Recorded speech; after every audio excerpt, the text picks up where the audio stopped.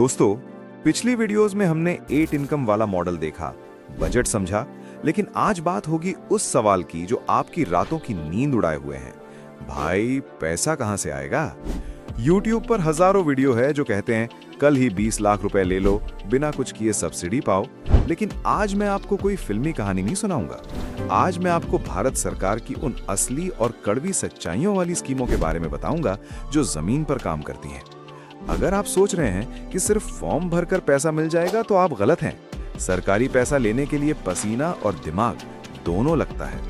आज मैं आपको PMMSY और नाबार्ड की उन बारीकियों के बारे में बताऊंगा जो कोई एजेंट आपको नहीं बताएगा। अगर आप वाकई सीरियस हैं तो अपनी डायरी निकाल लीजिए, क्योंकि आज की जानकारी आपकी जिंदगी की सबसे बड़ी फाइनेंशियल प्लानिंग होने वाली है। दोस्तों, सबसे पहले बात करते हैं उस स्कीम की जो आपके तालाब के लिए बनी है, PMMSY। सरकार ने इसके लिए 20,000 करोड़ रुपए का बजट रखा है, लेकिन ये पैसा मिलता किसको है? सुनिए, ये स्कीम 2 हिस्सों में काम करती है। एक है बेनिफिशियरी लेड यानी लाभार्थी आधारित, और दूसरा है क्लस्टर बेस्ड। हम बात करेंगे बेनिफिशियरी लेड की, जहां आप अपनी 1 बीघा जमीन पर तालाब बनाना चाहते हैं। जनरल कैटेगरी आपको प्रोजेक्ट कॉस्ट का 40% सब्सिडी मिलेगी। SC, ST और महिला किसान को आपको 60% तक सब्सिडी मिलेगी। उदाहरण के लिए, अगर आपका तालाब और सेटअप बनाने में 5 लाख रुपए का खर्च आ रहा है और आप महिला किसान के नाम पर अप्लाई करती हैं, तो 3 लाख रुपए सरकार आपको वापस देगी। लेकिन ये 3 लाख रुपए काम शुरू होने से पहले नहीं, बल्कि काम के अलग अलग चरणों या फेजेस में मिलते हैं। यही वो जगह है जहां 90% किसान फेल हो जाते हैं। आप मत्स्य विभाग के दफ्तर जाते हैं, अधिकारी कहता है DPR लेकर आओ, और आप वापस आ जाते हैं। DPR क्या है? ये एक कागज है जिसमें आपको ये बताना होता है कि 1. आपके पास कितनी जमीन है, नक्शा। 2. आप कौन सी मछली पालेंगे, जैसे पंगास या तिलापिया। 3. तालाब की खुदाई, बीज, दाना और बिजली पर कितना खर्च आएगा। 4. और सबसे जरूरी, इस प्रोजेक्ट से आप साल भर में कितनी कमाई करेंगे। अगर आप खुद DPR नहीं बना सकते तो आप अपने जिले के मत्स्य प्रसार अधिकारी यानी फिशरीज एक्सटेंशन ऑफिसर की मदद ले सकते हैं। सरकारी नियम के मुताबिक उन्हें आपकी मदद करनी ही होगी। इसके अलावा आप किसी चार्टर्ड अकाउंटेंट या एग्रो कंसल्टेंट से भी 1,000-2,000 रुपए देकर एक प्रोफेशनल DPR बनवा सकते हैं। याद रखिए, जितनी तगड़ी DPR होगी, लोन उतनी जल्दी पास होगा। अब अपनी चेकलिस्ट तैयार कीजिए। अगर इनमें से एक भी कागज कम हुआ तो आपकी फाइल महीनों धूल फांकेगी। 1. जमीन के कागज, खसरा खतौनी और सबसे जरूरी LPC। ये आपके अंचल कार्यालय यानी ब्लॉक से मिलता है।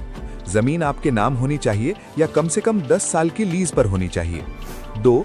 आधार कार्ड और पैन कार्ड जो आपके बैंक खाते और मोबाइल नंबर से लिंक हों। 3. बैंक पासबुक और कैंसिल चेक, इसी खाते में सब्सिडी का पैसा आएगा। 4. मिट्टी और पानी की जांच रिपोर्ट। सरकार ये देखना चाहती है कि आपकी जमीन तालाब के लिए सही है भी या नहीं। इसके लिए अपने पास की सरकारी लैब में मिट्टी और पानी का सैंपल जरूर जमा करें।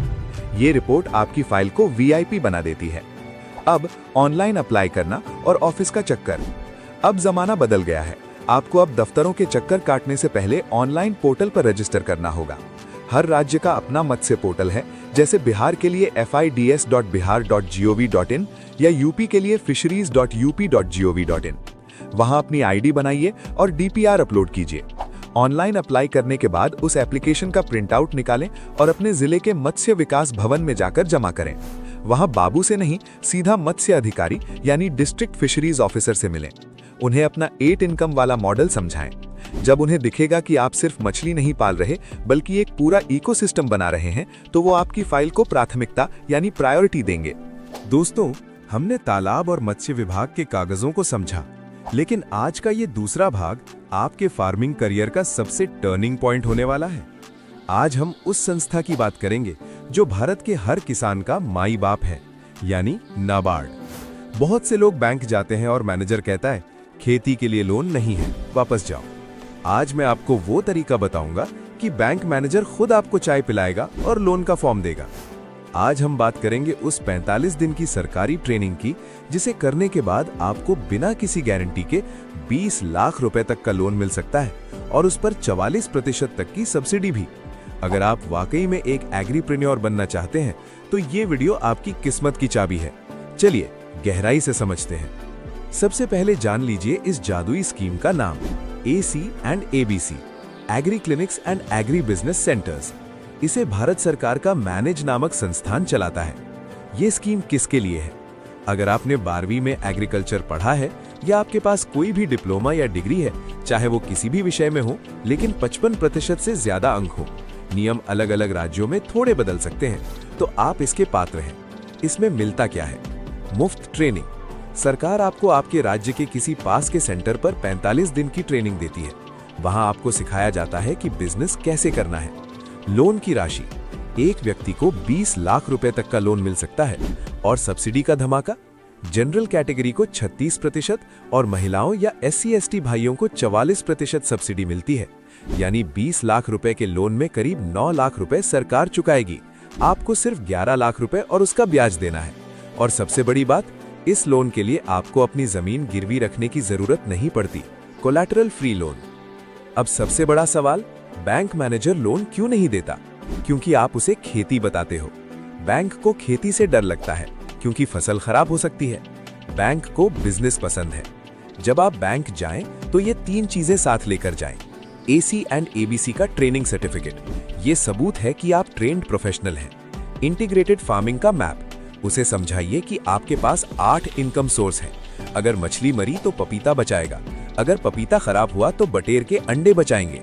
इसे कहते हैं रिस्क मिटिगेशन। जब बैंक को दिखेगा कि आपका रिस्क कम है तो वो लोन देने में नहीं हिचकिचाएगा। और प्रोजेक्ट रिपोर्ट, DPR, इसमें पहले साल से लेकर 5वें साल तक का पूरा प्रॉफिट चार्ट होना चाहिए। प्रो टिप, हमेशा उसी बैंक में जाएं जहां आपका पहले से खाता है या जहां आपके परिवार का अच्छा लेन देन है। ग्रामीण बैंक इस मामले में कमर्शियल बैंकों से ज्यादा मददगार होते हैं। अब बात करते हैं उनके लिए जिनके पास बड़ी डिग्री नहीं है। आपके लिए सरकार ने KCC के दरवाजे खोल दिए हैं। 2026 में अब KCC सिर्फ गेहूं चावल के लिए नहीं है, मछली पालन और पशुपालन KCC।